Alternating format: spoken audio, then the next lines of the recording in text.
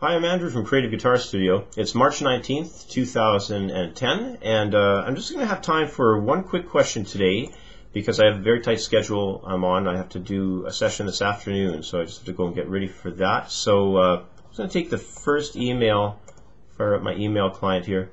It is from Rodger in Glendale, California. He writes in saying, "Your YouTube channels are great. I've just gotten back from touring with a singer-songwriter I've been playing with, and I'm really frustrated with how little money I've made in the last 6 weeks to be on the road. We all realize that this is the new reality for bands nowadays, but I was wondering what are your thoughts on where this industry is headed?" And he had an attachment here. Oh, that's just a photo. Okay, my thoughts on the industry. Well, when you think about where the top of the pile, is here, it's the big grossing touring acts. They're making all the money. So you look at like U2, Madonna, Bruce Springsteen, and I guess AC/DC I think is right up there. So bands like that. And when you consider the fact, who these bands are and how long they've been around, these are, 30-year veterans of the international music scene. They're huge top grossing acts. They've been around forever. And I can remember some bigwig there at Def Jam, I can't remember who it was, but he made this comment that he does not see the new upcoming acts as having that kind of longevity. He just doesn't see it as something that's that's there for a lot of the new up and coming acts that are on the scene. So you take somebody that's really commonplace right now. They might not really be a huge name come years from now. And I think when you combine that idea with the fact of how depleted CD sales, which is the old wave generating the massive amount of revenue, how that's basically deteriorated. In the last 10 years, we've seen a 50% drop or more in CD sales. So that whole side of the industry is vanishing. I know that there's very few places you can even buy industry CDs anymore. I know Walmart, of course, would be one. Best Buy, and I guess in the United States, I guess Target stores sell them. But even I remember reading very recently that Walmart is cutting down on their shelf space. I think they're cutting back 20 to 30% of their shelf space for CDs. Is going to disappear in 2010. It's going to get rid of it. It's not a big seller.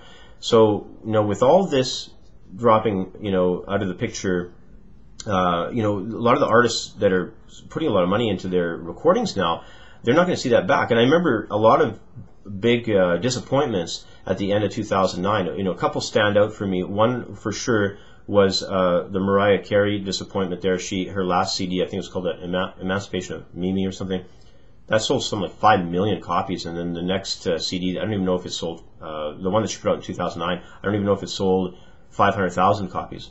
Other big disappointments were that guy Adam Lambert from American Idol. He just tanked.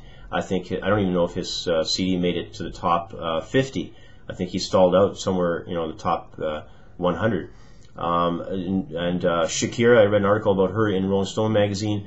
She went to the Bahamas and just sounded like she spent bucket loads of money to make her CD, and that just tanked. Even though they tried promoting her, I remember they put her on Saturday Night Live and they had her on. I think she did a movie cameo and stuff, but it just didn't help at all. I also remember hearing about 50 Cent, how he, I think he had all these, beats made by Dr. Dre, and I think he even had Eminem on his CD. He put a lot of money into that.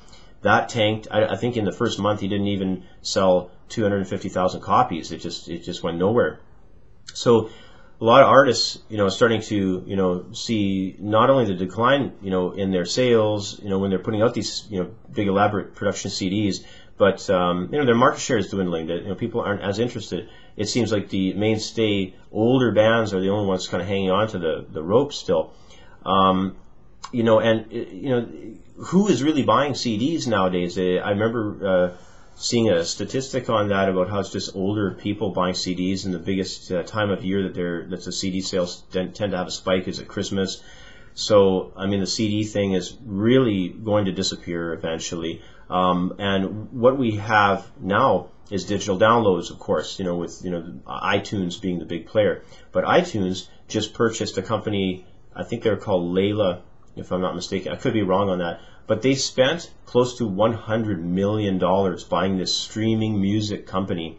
and obviously they're foreseeing that as the future. So no longer will we really have digital downloads. I'm not sure how the music streaming thing would work. Probably you'd have to pay some type of a membership fee to be involved with it, but I would imagine that in the long term it's going to be diminished income, obviously, for the actual artist. So iTunes would be the one that would be still making the majority of the money.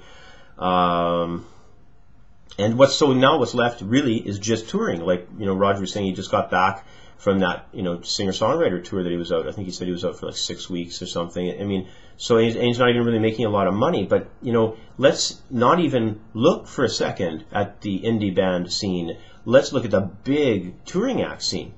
So the only thing really left now is to generate the big funds is basically touring.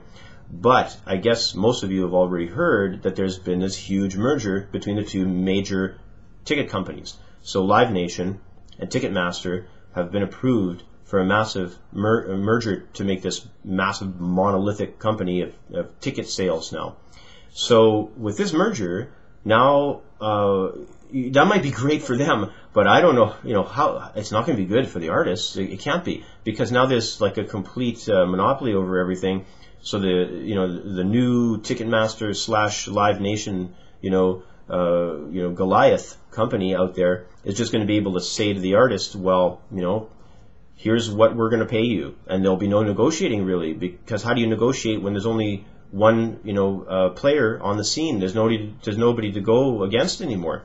So I don't know why the Department of Justice actually approved this merger, but they cited something. There's a good article about it. I read, actually this morning I read this. It was on the Chicago Tribune website, so maybe go check that out. Just go type into Google, like, Ticketmaster Live Nation merger, and it was, I'm sure you'll find something about it.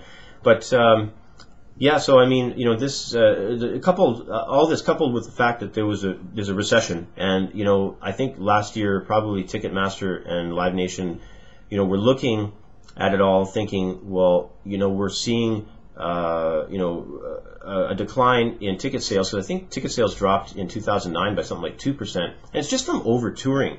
Everybody's touring now because they have such a loss of CD sales. So now the next thing is, well, the ticket companies are saying, well, how do we get our revenues up again? Because revenues are slipping. There's over touring. Everybody's touring. There's too many bands on the road. How do we make money?